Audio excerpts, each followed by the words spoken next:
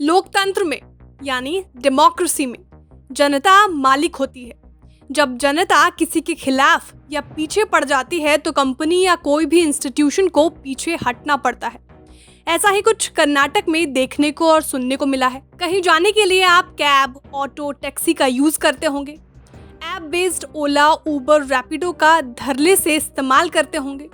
लेकिन कर्नाटक सरकार के एक फैसले से इन 3 कैब सर्विस देने वाली कंपनियों की हालत खराब हो गई। हुआ यूं कि कर्नाटक में ओला, उबर और रैपिडो में यात्रा करने वाले पैसेंजर्स ने राज्य सरकार से शिकायत की थी कि 2 किलोमीटर से कम दूरी होने पर भी ये कंपनियां मिनिमम 100 रुपए का किराया वसूलती हैं, जबकि कर्नाटक सरकार ने चार्जेस को लेकर पहले से ही नियम बना रखे हैं। सरकार के रेट्स के मुताबिक कैब सर्विसेज देने वाली कंपनियां पहले 2 किलोमीटर के लिए 30 रुपए और उसके बाद 15 रुपए प्रति किलोमीटर के हिसाब से चार्ज कर सकते हैं। लेकिन शिकायत में पाया गया कि कैब सर्विसेज देने वाली कंपनियां 30 रुपए के बजाय 100 रुपए चार्ज कर रही थी, यानी 70 रुपए ज्यादा यूजर से चार्ज किए जा रहे थे। सरकार ने इस मामले का संज्ञान लिया और कैब सर्विसेज देने वाली कंपनियों को नोटिस भेजा। इनको 3 दिन के अंदर कर्नाटक में अपनी ऑटो सेवाएं बंद करने का आदेश दे दिया गया। इस आदेश के बाद मानो इन कंपनियों में हड़कंप मच गया। तुरंत इन कंपनियों के प्रतिनिधि और सरकार के बीच बैठक हुई। कर्नाटक सरकार ने हस्तक्षेप के बाद ओला, उबर और रैपिडो ने अपना बेस फेयर घटाने का फैसला किया। अब क्या क्या बदलाव हुए हैं ये आपको जानना चाहिए। किसी भी यात्रा पर ऑटो फेयर में 3 कंपोनेंट शामिल होते हैं। पहला बेस फेयर, दूसरा सरकार द्वारा लगाए गए अनिवार्य प्रति किलोमीटर फेयर और तीसरा एग्रीगेटर द्वारा लिए जाने वाले बुकिंग या कन्वीनियंस फीस।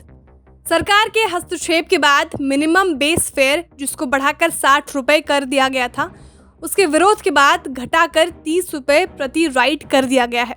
कन्वीनियंस फीस को बिना किसी छेड़छाड़ के पहले की तरह ही 40 रुपए पर फिक्स रखा गया है। यानी कुल मिलाकर पहले जो 2 किलोमीटर से कम दूरी होने पर भी ये कंपनियां मिनिमम 100 रुपए का किराया वसूलती थी, वो अब घटकर 70 रुपए हो जाएगा। यानी अब ऑनलाइन राइड के लिए बेसिक फेयर जो पहले 100 रुपए लगता था वो अब घटकर 70 रुपए लगेगा। हालांकि कंपनियों का पक्ष भी जान लेना जरूरी है। कंपनियां फेयर प्राइस को बढ़ाने के पीछे तेल की बढ़ती कीमत और ऑटो चालकों की इनकम को बढ़ाने का तर्क दे रही है। कंपनियां पिकअप की लागत भी बढ़ने का रोना गा रही है। बता दें, डायरेक्ट बुक किए जाने वाले ऑटो के मुकाबले कैब एग्रीगेटर्स के साथ बुकिंग में एक पिकअप कंपोनेंट भी शामिल होता है। हाल में क्रूड ऑयल की बढ़ती कीमतों के कारण पेट्रोल और डीजल के दाम में बेतहाशा वृद्धि देखने को मिल रही है, जिससे पिकअप की लागत बढ़ गई है। इसके अलावा कोविड-19 के बाद पिकअप डिस्टेंस में भी बढ़ोतरी देखने को मिल रही है, जिसके कारण कैब सर्विसेज देने वाली कंपनियों ने दामों में बढ़ोतरी कर दी थी। हालांकि अब स्थिति को कंट्रोल कर लिया गया है। अब आपको कर्नाटक में कैब की सर्विसेज बिना रोक टोक के मिल सकेगी और इसके लिए आपको कम कीमत भी चुकानी पड़ेगी। ब्यूरो रिपोर्ट, बिस्तार।